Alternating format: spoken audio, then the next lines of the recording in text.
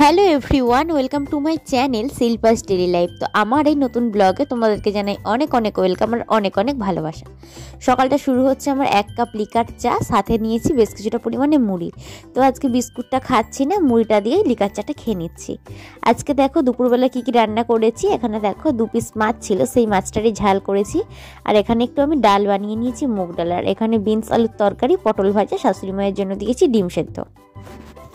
এখন বাজে 11:30। আমি ছাদে এসেছি, এই যে খাবারটা নিয়ে চলে এসেছি। যে তরকারি বানিয়েছিলাম সেটা দিয়ে একটু মুড়ি নিয়েছি। আর প্রচণ্ডভাবে রোদ, জামা কাপড়গুলো কেচে দিয়েছি, অনেকগুলো কেচেছি। এই যে বিছানার চাদরটাতে সমস্ত কিছু কেচে দিয়েছি। রান্না বান্না কমপ্লিট। আজকে যেহেতু কলেজটা ছুটি আছে, অনেকটা সময় বাড়িতেই কাটাতে পারবো। তো চলো আপাতত এটা খেয়ে নিই। আর ভেবেছিলাম ছাদে একটু রোদেতে বসবো, যা রোদ বসা যাবে না, নিচেই চলে যেতে হবে আমাকে। চলো খাওয়া দাওয়াটা করে নিই।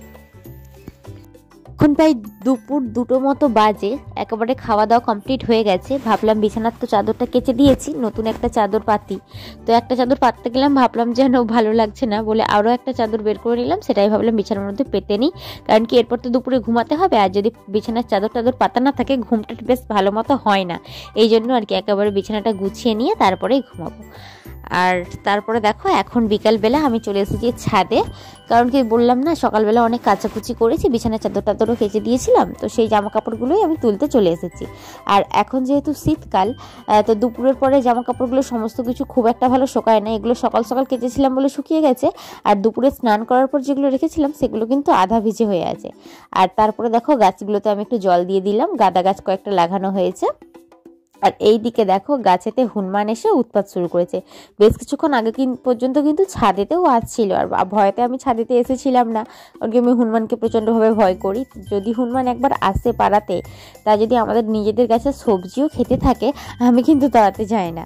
যাই হোক, বাঁশ ঝাড়ের মধ্যে বসেছিল, যেহেতু এবার একটু সন্ধ্যে হয়ে আসছে, ওরাও তো একটা বাসা খোঁজে, সেই জন্য বসে রয়েছিল। আর সেরকম কোনো ডিস্টার্ব করেনি। তার আগে একদম বাড়ির ছাদেতে যে পেঁপে গাছগুলো আছে আশেপাশে, সেই সমস্ত গাছের ডালগুলোকে ভেঙে ভেঙে খাচ্ছিল। আর এই দিকে আজকে সন্ধ্যাবেলা আমি এখানে ময়দা মাখাচ্ছি, কারণ কি আজকে আমাদের বাড়ির যে 3টে বাচ্চা আছে ওদের সাথে একটু ফিস্ট করবো বলে ঠিক করেছি আমি, এগরোলের ফিস্ট। ওরা নিজেরা খাবার বানাচ্ছিল, আমি ওদেরকে বলেছিলাম কি তাহলে আমাকে একদিন বানিয়ে খাওয়াবি, বলেছিল হ্যাঁ খাওয়াবো, তুমি আমাকে তেল ময়দা এসব দিয়ে এগরোল বানিয়ে খাওয়াবো। আমি ভাবলাম তাহলে আমিই আজকে একটু বানাই, সেই জন্য আমি ময়দাটা মাখিয়ে রাখলাম। আগে চাটা খেয়ে নিই, তারপরে রোলগুলো বানাবো। এখানে দেখো আমি রোলগুলো বানিয়ে ফেলেছি, শসা টসা সব কেটে রেখে দিয়েছি। আর বাচ্চাগুলো গিয়েছিল টিউশন পড়তে, তো ওরা চলে এসেছে। আর ওদেরকে ডেকে নিয়েছি, বললাম চল আমরা একসাথে বসে তাহলে খাওয়া দাওয়াটা করি। আর এখানে দেখো আমি সস, বিট লবণ সমস্ত কিছু রেডি করে নিয়েছি। আর এখানে দেখো আমি রোলটাও একেবারে রেডি করে নিয়েছি, পেপার দিয়ে মুড়ে নিয়েছি।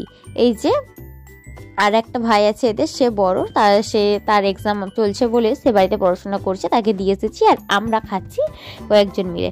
তো চলো খাওয়া দাওয়া করে নিই। বাচ্চাদের সাথে এরকমভাবে আনন্দ করতে কিন্তু বেশ ভালোই লাগে। তো তোমাদের ভিডিওটা কেমন লাগলো অবশ্যই কমেন্ট করে জানিও। ভালো লাগলে লাইক করো, কমেন্ট করো, আর চ্যানেলটিকে সাবস্ক্রাইব করে আমার পাশে থেকো।